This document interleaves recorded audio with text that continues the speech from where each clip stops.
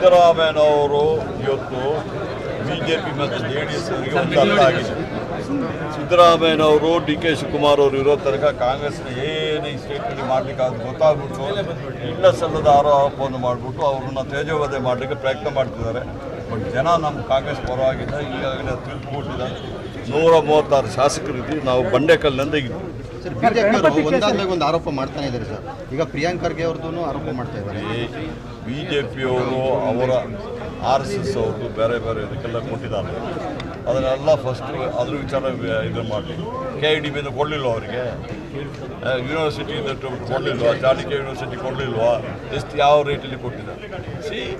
ಖರ್ಗೆ ಅವರು, ಮಲ್ಲಿಕಾರ್ಜುನ ಖರ್ಗೆ ಅವರು ಭಾರಿ ಒಳ್ಳೆ ಸಾಕಷ್ಟು ಇನ್ಸ್ಟಿಟ್ಯೂಷನ್ಸ್ ಮಾಡಿದ್ದಾರೆ. ನೀವು ಹೋಗಿ ಅವ್ರ ಬುದ್ಧ ವಿಹಾರ ಹೋಗಿ ಯಾರಾದರೂ ಹೋಗಿ ನೋಡ್ಕೊಂಡು ಬಂದುಬಿಟ್ರೆ ಹೇಗಿದೆ ಇನ್ಸ್ಟಿಟ್ಯೂಷನ್ಸ್ ಏನು ಮಾಡಿದ್ದಾರೆ. ಅವರ ಕಾಣಿಕೆ ಏನು ಕರ್ನಾಟಕಕ್ಕೆ ಅಷ್ಟೆಲ್ಲ ಮಾಡಿದ್ದಾರೆ. ಅವ್ರೇನು ಮಾಡ್ತಾರೆ, ಒಂದು ಸ್ಕಿಲ್ ಟ್ರೈನಿಂಗ್ ಸೆಂಟರ್ ಮಾಡಲಿಕ್ಕೆ ಅವ್ರ ಟ್ರಸ್ಟಿಗೆ 5 ಎಕರೆ ಕೊಟ್ಟಿದ್ದೀವಿ. ಧಾರ್ಮಿಕ ಕ್ಷೇತ್ರಕ್ಕೆ ಸಂಬಂಧಪಟ್ಟಂಗೆ ಮಾಡ್ಕೊಂಡಿರುವಂಥ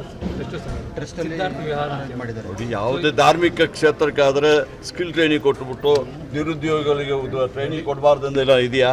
medical college, engineering college, JSS ಹೇಳಿ ಅವ್ರು ಯಾವ ಉದ್ದೇಶಕ್ಕಾಗಿ ತಗೊಂಡಿದ್ದಾರೆ? Skill training. ಇವತ್ತು ನಿರುದ್ಯೋಗ ಜಾಸ್ತಿ ಬರ್ತಾ ಇದೆ. ಕಾಲೇಜು ಈ ಬೇರೆ ಬೇರೆ ಅವರಿಗೆ ಟ್ರೈನಿಂಗ್ ಇರೋದಿಲ್ಲ, ಅಂದರೆ ಉದ್ಯೋಗ ಸಿಕ್ಕುವುದಿಲ್ಲ. ಅದಕ್ಕೆ ಸ್ಕಿಲ್ ಟ್ರೈನಿಂಗ್ ಮಾಡಲಿಕ್ಕೆ ನಾವು ಲ್ಯಾಂಡ್ ಕೊಟ್ಟರೆ ತಪ್ಪೇನಿದೆ? ಏನು ತಪ್ಪು?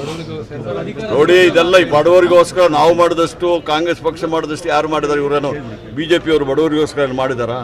ಇವತ್ತು 56,000 ಕೋಟಿ ರೂಪಾಯಿ ಇದನ್ನು ಗ್ಯಾರಂಟಿ ನಾವು ಕೊಡ್ತಾ ಇದ್ದೀವಲ್ಲ, ಅದು ಬಡವರಿಗೋಸ್ಕರ ಅಲ್ವಾ? ಕೊಟ್ಟಾಗ ಅದನ್ನು ಮಾಡಲಿಕ್ಕೆ ಆಗೋದಿಲ್ಲ, ಮಾಡಿಲ್ಲ ಅಂತ ಹೇಳಿದವರು ಈಗ ಬಡವರ ಪರವಾಗಿ ಮಾಡ್ತಾರೆ. ಏನು ಮಾಡಿದ್ದಾರೆ? 10 ವರ್ಷ ಆಯಿತು ಸೆಂಟ್ರಲ್ ಗೌರ್ಮೆಂಟಲ್ಲಿ ಇದ್ದರು, ಇಲ್ಲಿ 4 ವರ್ಷ ಇದ್ದರು. ಏನು ಬಡವರ ಪರವಾಗಿ ಏನು ಮಾಡಿದಾರೆ ಅಂತ ಹೇಳಿ? ಸುಮ್ಮನೆ ಮಾತಾಡ್ತಾರಷ್ಟೇ. ಅವ್ರು ಮಾಡಲಿ, ನಾವು ಬೇಡ ಅಂತ ಹೇಳಿಲ್ಲ. ಅವರು ಮಾಡಬೇಕು, ನಾವು ಮಾಡಬೇಕು, ಎಲ್ಲರೂ ಮಾಡಬೇಕು. ಅವ್ರು ಮಾಡ್ತಾ ಇಲ್ಲ ಅಂತ ಹೇಳ್ತಾ ಇದ್ದಾರೆ. ನೋಡಿ, ಗಣಪತಿಯವರು ವಿಚಾರ ಇದೇ ಮಾಡಿದ್ದು. ಈಗ ಮೂಡ ಏನು ಮಾಡ್ತಿದ್ದಾರೆ ಅದೇ ರೀತಿಯಲ್ಲಿ ಪಾಪ ಗಣಪತಿಯವರು ಅವರು ಸುಸೈಡ್ ಮಾಡೋದು ನಾವು ಹೋಮ್ ಮಿನಿಸ್ಟರ್ ಆಗಿರಲಿಲ್ಲ. ನಾನು ಹೋಮ್ ಮಿನಿಸ್ಟರ್ ಬಿಟ್ಟು 7 ತಿಂಗಳು ಆದಮೇಲೆ ಮಾಡಿ ಎಷ್ಟು 100 ಸುಳ್ಳು ಹೇಳ್ಬಿಟ್ಟು ಎಷ್ಟು ಇದು ಮಾಡಲಿಕ್ಕೆ ಪ್ರಯತ್ನ ಮಾಡೋದು.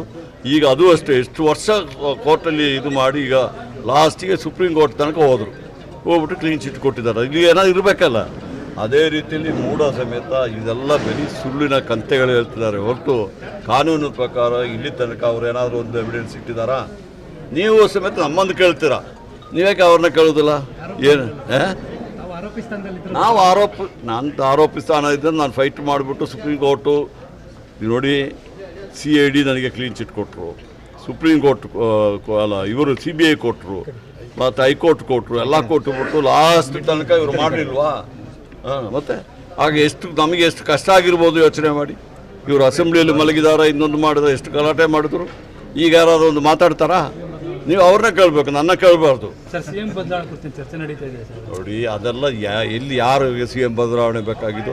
ಇಡೀ ನೋಡಿ, ಪರಮೇಶ್ವರ್ ಅವರು ಹೋಗ್ತಾರೆ, KJ ಜಾರ್ಜ್ ಡೆಲ್ಲಿಗೆ ಹೋಗ್ತಾರೆ, ಬೇರೆ ಎಲ್ಲರೂ ಹೋಗ್ತಾರೆ, ಶಿವಕುಮಾರ್ ಡೆಲ್ಲಿಗೆ ಹೋಗ್ತಾರೆ. ಡೆಲ್ಲಿಗೆ ಹೋಗಿ ಬಂದ ಮೇಲೆ ಪರಮೇಶ್ವರ್ ಅವರು ಹೇಳಿದಾರ ನಾನು ಡೆಲ್ಲಿಗೆ ಹೋಗಿದ್ದು CM ಬದಲಾವಣೆ ಮಾಡಲಿಕ್ಕೆ ಅಂತ ಹೇಳಿದಾರ? ನೋಡ್ರಿ, ನಮಗೆ ಗೊತ್ತಿದೆ, ನಮ್ಮ ಕ್ಯಾಬಿನೆಟ್ಟಲ್ಲಿ ಎಲ್ಲರೂ ಇದ್ದರು. ಎಲ್ಲರೂ ಸಂಪೂರ್ಣವಾಗಿ ನಾವು ಚೀಫ್ ಮಿನಿಸ್ಟ್ರಿಗೆ ಅವರು ಇರಲಿಲ್ಲ, ಅವ್ರ ಆಬ್ಸೆನ್ಸಲ್ಲಿ ಹೇಳಿದ್ದೀವಿ, ಸಂಪೂರ್ಣ ಇದ್ದಿದ್ದು. ಹೈಕಮಾಂಡ್ ಅವರು ಸಂಪೂರ್ಣವಾಗಿ ಚೀಫ್ ಮಿನಿಸ್ಟರ್ ಪರ ಆಗಿದ್ದಾರೆ. ಕಾಂಗ್ರೆಸ್ ಪಕ್ಷ ಇದ್ದಾರೆ, MLAಗಳಿದ್ದಾರೆ. ನೀವು ಅದು ಯಾಕೆ ನಿಮಗೆ ತೊಂದರೆ ಏನಂತ ನಿಮಗೆ? ನನಗೆ ಗೊತ್ತಾಗೋದಿಲ್ಲ. ಅವ್ರ ಬದಲಾವಣೆಗೆ ಹೋಗಿದ ಅವ್ರು ಹೇಳಿದಾರ? ಮತ್ತೆ ದಯವಿಟ್ಟು ಆ BJಪಿಯವ್ರನ್ನ ಕೇಳುವಾಗ ಯಾವ ಸಾಕ್ಷ್ಯ ಆಧಾರದ ಮೇಲೆ ನೀವು ಹೇಳ್ತೀರಾ? ನೀವು ದಯವಿಟ್ಟು ಕೇಳಬೇಕು. ಮೈತ್ರಿ ಸರ್ಕಾರ ಇದ್ದಾಗ ಅವರೇ ಅಲ್ವಾ ಸರ್ ನೆಕ್ಸ್ಟ್ ಸರ್ಕಾರ ರಚನೆ ಮಾಡಿದ್ದು ಅಂತ? ನೋಡಿ, ಮೈತ್ರಿ ಸರ್ಕಾರ ಇದ್ದಾಗ ನೆಕ್ಸ್ಟ್ ಅವರೇ ಸರ್ಕಾರ ರಚನೆ ಮಾಡಿದ್ರಲ್ಲ, ಸರ್ಕಾರ ಬೀಳುತ್ತೆ ಅಂದ್ಬಿಟ್ಟು. ಅದು ಜನ ಆದೇಶ ತಗೊಂಡು ಮಾಡಿದಾರಾ? ಜನ ಆದೇಶ ತಗೊಂಡು ಸರ್ಕಾರ ಮಾಡಿದಾರಾ? ಅವ್ರು ಏನು ಮಾಡಿದ್ದಾರೆ? ಮೊದಲೊಂದು ಆಪರೇಷನ್ ಕಮಲ, ಇನ್ನೊಂದು ಇದು ಮಾಡಿ ನಮ್ಮ ಶಾಸಕರನ್ನು ರಾಜೀನಾಮೆ ಕೊಡಿಸಿ ಮತ್ತೆ ಮಾಡಿದ್ದು. ನಾವು ಆ ಥರ ಇಲ್ಲ. ನಾವು ಜನ ಆದೇಶ ಪಡೆದ ಸರ್ಕಾರ ಬಂದಿದ್ದೀವಿ. ಈ 5 ವರ್ಷ ಅಲ್ಲ, ಇನ್ನೂ 10 ವರ್ಷಗಳ ಕಾಲನೂ ನಾವೇ ಇರ್ತೀವಿ. ನಾನೆಲ್ಲಿ ಹೇಳಿದ್ದೀನಿ? ನೋಡಿ, ನಮ್ಮ ಪಕ್ಷದಲ್ಲಿ ನಾನು ಏನು ಬೇಕಾದ್ರೂ ಮಾತಾಡ್ತೀನಿ. ಪಕ್ಷದ 4 ಗೋಡೆ ಒಳಗಡೆ ಅದನ್ನು ನಿಮಗೆ ನಾನು ಹೇಳಿದೆನಾ? ನೀವು ಕೇಳಿ ನಾನು ಏನು ಹೇಳ್ತೀನಿ ಉತ್ತರ ಕೊಡ್ತೀನಿ. ಆಗ ಅದು ಪ್ರಜಾಪ್ರಭುತ್ವದಲ್ಲಿ ಪ್ರಜೆಗಳು ಏನು ಮಾಡ್ತಾರೆ ಅದು ತೀರ್ಮಾನ ಪ್ರಕಾರ ಇರ್ತದೆ.